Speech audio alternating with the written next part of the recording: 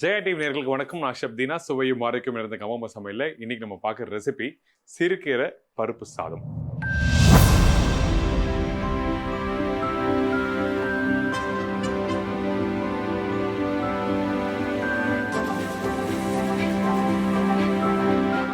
நம்ம வீட்டில் சிறுகீரை பருப்பு சாதம்னா வீட்டில் என்ன பண்ணுவாங்க, ரைஸும் பருப்பும் ஒன்றா வேக வச்சு அப்புறம் அந்த கீரையை போட்டு பண்ணுவாங்க. ஆனால் அப்படி பண்ண போதில்லை. இந்த சாதம் மீந்தா அப்போ அந்த டைமில் இந்த கீரையோட மிக்ஸ் பண்ணி சாப்பிட்டா எப்படி இருக்குன்னு சொல்லிட்டு ஒரு சின்ன ட்ரையல் பண்ணி பார்த்தோம். ரொம்ப நல்லா இருந்தது. ஸோ அந்த ரெசிபி நீங்கள் பண்ணலாமே. எதெல்லாம் ஈஸியாக டக்குன்னு பண்ணக்கூடிய ரெசிபி, அதே டைமில் டேஸ்ட்டாகவும் இருக்கணும். ஸோ அந்த மாதிரிலாம் நான் ட்ரை பண்ணும்போது இந்த மாதிரி ரெசிபி தி பெஸ்ட்டான ரெசிபி. ஸோ இந்த ரெசிபி நம்ம பண்ண போகிறோம். இதுக்கு புதுசாக எந்த ஒரு பொருளும் இல்லை, அன்றாட யூஸ் பண்ணுற அந்த பொருள் தான். ஸோ இப்போ இந்த ரெசிபி தேவையான பொருட்கள் பார்த்துருங்க. அதுக்கப்புறம் செய்முறை பார்க்கலாம். சிறுகீரை பருப்பு சாதம் தேவையான பொருட்கள்: வேக வச்ச பாசிப்பருப்பு 1/2 கப்பு, சிறுகீரை தேவையான அளவு, வெங்காயம் 1 நம்பர், தக்காளி 2 நம்பர், கருவேப்பிலை தாளிப்புக்கு தேவையான அளவு, கொத்தமல்லி சிறிதளவு, இடிச்ச பூண்டு 10 பல்லு, மஞ்சத்தூள் சிறிதளவு, மிளகாய்த்தூள் 1/4 டீஸ்பூன், மல்லித்தூள் 1/2 டீஸ்பூன், வரமிளகாய் 2, சீரகம் 1/4 டீஸ்பூன், கடுகு 1/4 டீஸ்பூன், எண்ணெய் தாளிப்புக்கு தேவையான அளவு. இப்போ இந்த ரெசிபி தேவையான பொருட்கள்லாம் பார்த்துருப்பீங்க. அதாவது பார்த்தீங்கன்னா நம்ம வீட்டில் 2 பேருக்கு தேவையான அளவுக்கு நான் மெஷர்மெண்ட் சொல்லியிருக்கேன். ட்ரை பண்ணி பாருங்கள். வெங்காயம் எவ்வளவு, தக்காளி எவ்வளோன்னு. அதே டைமில் இங்கே பார்த்தீங்கன்னா பேனில் பார்த்தீங்கன்னா கொஞ்சமாக எண்ணெய் ஊற்றி வச்சுருக்கேன். இந்த எண்ணெய் ஊற்றின பிறகு கொஞ்சம் சூடான கடுகு போடுறேன். இந்த கடுகு கொஞ்சம் லைட்டாக பொரிஞ்சு வர டைமில் நம்ம என்ன பண்ணுறோன்னா இந்த பூண்டு கடலப்பருப்பு போட போகிறோம். இந்த கடுகு நல்லா பொரிட்டோம். அதுக்கப்புறம் இந்த பூண்டு போடலாம். இந்த சிறுகீரை நான் என்ன பண்ணேன்னா கொஞ்சம் அந்த பொடிசை கட் பண்ணி எடுத்து வச்சுருக்கேன். பருப்பு நல்லா வேக வச்சு எடுத்து வச்சுருக்கோம். இப்போது அந்த பூண்டும் போட்டுறேன். இது கூட ஒரு 4 கடலப்பருப்பும் போட்டுடலாம். கடலப்பருப்பு எதுக்காக போடுறோன்னா அது நம்ம சாப்பிடும் போது 1-2 பல்ல படம் மென்று சாப்பிட்றதுக்கு நல்லாயிருக்கும். ஸோ அதனால் நம்ம என்ன பண்ணுறோம், இந்த கடலப்பருப்பு போட்டிருக்கேன். இந்த கடலப்பருப்பு பூண்டும் லைட்டாக கொஞ்சம் கலர் மாறுற டைமில் இந்த வெங்காயத்தை போட்டுடலாம். கடலப்பருப்பு முழுமையாக கலர் மாறின பிறகு போடக்கூடாது. நல்லா புரிஞ்சுங்க, கடலப்பருப்பு முழுமையாக மாறின பிறகு நீங்கள் போடக்கூடாது. இந்த கடலப்பருப்பு லைட்டாக அப்படி ரோஸ்ட் ஆகிற டைமில் நம்ம என்ன பண்ணுறோன்னா இந்த வெங்காயத்தை போட்டுறோம். ஏன்னா இந்த வெங்காயம் வதங்குற டைம்லையும் சேர்த்து இந்த கடலப்பருப்பும் கலர் மாற ஆரம்பிக்கும். அதனால தான் நம்ம என்ன பண்ணுறோம், இந்த மாதிரி ஸ்டேஜில் போட்டுறேன். இதுக்கப்புறம் ஒரு வரமிளகா சும்மா அப்படி பிச்சு போடுங்க. கொஞ்சம் கருவேப்பிலை. இந்த இடத்துல சிறுகீரை மட்டும்தான் யூஸ் பண்ண மாதிரினா சிறுகீரை மட்டும் இல்லாமல் நீங்கள் எண்ணெய்க்கீரை யூஸ் பண்ணலாம். அகத்திக்கீரை, அப்புறம் முருங்கைக்கீரை, அப்புறம் அரைக்கீரை, புளிச்சக்கீரை கூட யூஸ் பண்ணலாம். புளிச்சக்கீரை யூஸ் பண்ணும்போது கொஞ்சம் ஒரு சின்ன விஷயம் என்னென்னா ஒரு காம்ப்ளிகேஷன் வரணும்னா அந்த புளிச்சக்கீரை நீங்கள் வதக்கும் போது அந்த பிசு தன்மை வந்துடும். சில பேருக்கு புளிப்பு அதிகமாக பிடிக்காது. அப்படி இல்லாதவங்க மற்ற கீரைகள் எல்லாமே யூஸ் பண்ணலாம். பசலைக்கீரை யூஸ் பண்ணலாம். சரிங்களா? இப்போது இதெல்லாம் போட்ட பிறகு ஹை ஃப்ளேம் வச்சு திருப்பி இதை டாஸ் பண்ணுறோம். இப்போ கடலப்பருப்பு கொஞ்சம் லைட்டாக கலர் மாறி வருது. ஸோ இந்த மாதிரி வதங்கி வர டைமில் நம்ம என்ன பண்ணுறோன்னா தக்காளி சேர்க்க போகிறேன். அதுக்கு முன்னாடி இந்த பாசிப்பருப்பு பாருங்கள். இந்த பாசிப்பருப்பு நீங்கள் பொரியலுக்கு குக் பண்ணுவீங்கள்ல, அது கொஞ்சம் உதிரியாக வரும். அதுக்கு அடுத்த ஸ்டேஜ் வேக வச்சு வச்சுருக்கேன். நீங்கள் நல்லா முழுமையாக பார்த்தீங்கன்னா மசிஞ்சு போயிருக்காது. கொஞ்சம் அந்த பருப்பு 1-2 பருப்பு முழுசாக தெரிஞ்சால் மட்டும்தான் நீங்கள் சாப்பிடும்போது நல்லாயிருக்கும். இதெல்லாம் சின்ன சின்ன விஷயங்கள் வீட்டில் பண்ணாமல் கவனமாக இருங்க. நீங்கள் ஒரு 4 விசில் விடுறதுல ஒரு 2 விசில் விட்டால் போதும். அதெல்லாம் சொல்ல வரேன். சரிங்களா? இப்போது இந்த வெங்காயம் இந்த மாதிரி வதங்கி இருக்குல்ல. இப்போ நான் என்ன பண்ணுறேன், தக்காளி, வெங்காயத்தோட தக்காளி கொஞ்சம் கூட போடுவோம். ஏன் தக்காளி கூட போடுறோன்னா காரணம் இருக்குது. அப்போ தான் நீங்கள் வீட்டில் பண்ணும்போது அந்த புளிப்போட பருப்பு சேர்த்து சாப்பிட ரொம்ப நல்லாயிருக்கும். இப்போது கொஞ்சமாக மஞ்சத்தூள், பார்க்குறதுக்கு கலர்ஃபுல்லாக இருக்குது. அந்த வெங்காயம், தக்காளி, இந்த மஞ்சத்தூள், கருவேப்பிலை எல்லாம் சேர்த்து பார்க்கும்போது கொஞ்சம் மிளகாத்தூள்,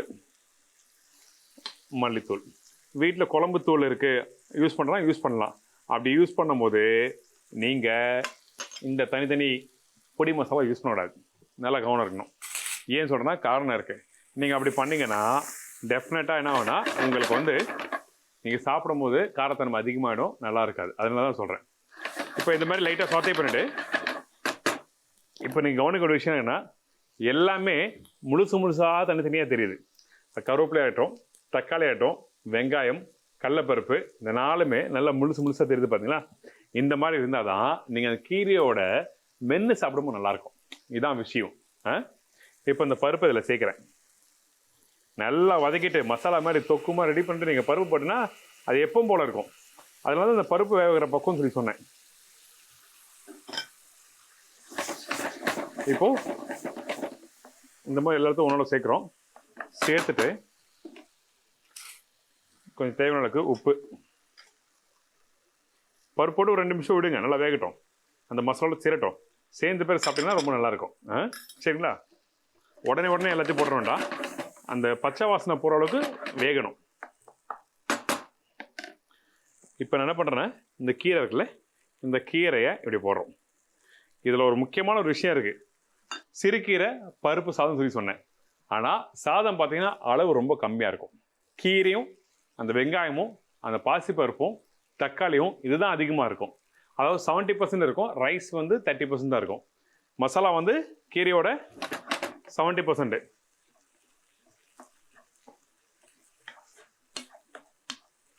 இப்போ இந்த கீரை போட்ட பிறகு இதை நல்லா வதக்குங்க.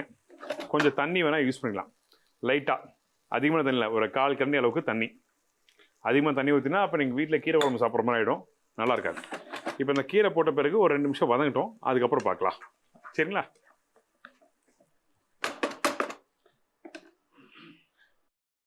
இப்போ வந்து அந்த கீரை வந்து நல்லா வதங்கி அந்த பருப்போடையும் அந்த மசாலோட நல்லா மிக்ஸ் ஆகிருக்கு. இங்கே பார்த்தீங்கன்னா தெரியும். நீங்கள் எப்பவுமே இந்த மாதிரி கீரைலாம் போட்டு முடித்த பிறகு நீங்கள் தண்ணி வந்து மேலே வராது. தண்ணி மேலே வருதுன்னா எதுவுமே ஒன்றோட ஒன்று சேரலன்னு அர்த்தம். இந்த மாதிரி தண்ணி மட்டுமே இல்லாமல் எல்லாரோட ஒன்றோட ஒன்று மிக்ஸ் ஆகிருந்ததுன்னா அப்போ உங்களுக்கு வந்து கரெக்டாக பக்குவமாக ரெடி ஆகிடுச்சுன்னு அர்த்தம். இதுக்கப்புறம் நான் சொன்ன மாதிரி ரைஸ் வந்து கொஞ்சம் இதில் போடுறேன். கம்மியான ரைஸு, அதிகமான ரைஸ் வேண்டாம். இப்போ இந்த ரைஸ் போட்ட பிறகு நம்ம என்ன பண்ணுறோன்னா, திருப்பி வந்து இது வந்து நல்லா அப்படி கொந்தி விடுங்க. அப்போ தான் சாப்பிட்றது நல்லாயிருக்கும். நீங்கள் ரைஸ் வந்து முழுசாக இருந்தால் நல்லா இருக்காது. அதனால் வேக வச்சே நல்லா ஸ்மாஷ் பண்ணி போடலாம்னு சொல்லிட்டுனா அப்படி போட்டுறாதீங்க, அது கர்ட் ரைஸ் மாதிரி போயிடும். இந்த மாதிரி போட்ட பிறகு அப்படி லைட்டாக அந்த பருப்போட 1-2 இப்படி லைட்டாக மிக்ஸ் ஆகும் பாருங்கள். அப்போ சாப்பிட்டீங்கன்னா ரொம்ப சூப்பராக இருக்கும். இது கூட கொஞ்சம் லைட்டாக நெய்யை போட்டு அப்படி சாப்பிட்டா அப்பப்பப்பா, நம்ம வீட்டில் அம்மா சின்ன வயசில் வந்து அந்த பருப்பு சோறு ஊட்டுவாங்கல்ல, அந்த மாதிரி டேஸ்ட் இருக்கும், வேறு லெவலில் இருக்கும். அவ்வளோதான். இது லைட்டாக கொஞ்சம் முழுசாக வந்து ஸ்மாஷ் பண்ண விடாது. இந்த மாதிரி எடுத்த பிறகு கொஞ்சம் கொத்தமல்லியை போட்டு அடுப்பை ஆஃப் பண்ணுறேங்க. அல்டிமேட், ஈஸி, டேஸ்ட்டு வேறு லெவலில் இருக்கும். அப்படி சுட போட்ட உடனே காலியாகிடணும் தட்டில். அப்படி பாருங்கள், எடுத்த உடனே அப்படி போடும்போது பாருங்கள் அந்த அல்வா மாதிரி விழும்.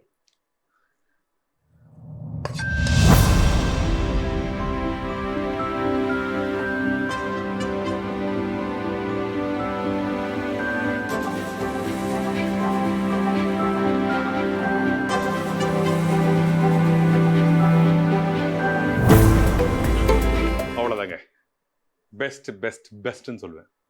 இப்போ இதோட சாப்பிட்றதுக்கு நிறைய பேர் என்ன பண்ணுவீங்க, நேராக எண்ணெய் சட்டி அடிப்பீங்க, அப்பளத்தை பொரிப்பீங்க, தொட்டு சாப்பிடுவீங்க. அப்படி பண்ணவே பண்ணாதீங்க.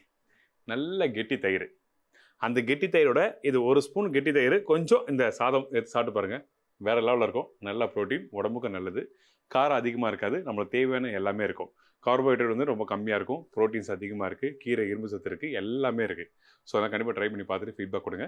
இன்றைக்கி நம்மளோட கமகமா சமையலில் டக்குன்னு பண்ணக்கூடிய ரெசிபி ஹெல்த்தி, பெஸ்ட்டு, சூப்பரான ஒரு ரெசிபி சொல்லி கொடுத்துருக்கேன். இதே மாதிரி நான் இன்னொரு நாள் ஒரு புது ரெசிபி சந்திக்கிறேன். நன்றி, வணக்கம். See you, bye, take care.